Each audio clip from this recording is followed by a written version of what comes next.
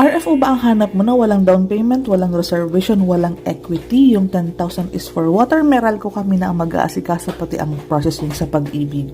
Yes, available pa sa Cavite and sa Bulacan pero mga limited units na lang. Kaya ini-encourage ko kayo mag-complete agad ng documents para maipasa agad sa developer ang mga papers, mga documents, maiprocess agad kasi RFO siya.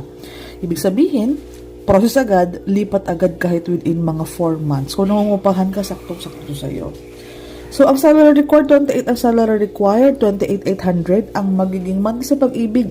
Upon turnover, mga 9,400 lang. So, may duplex type ka na, 54 square meters, provision for 2 bedrooms. Napakalaki, may extra lot. Pwede mo siyang i-expand, i-extend, gawing extra room, gawing kusina. So, like and follow for more kasi marami pa akong project within Cavite. Mura lang.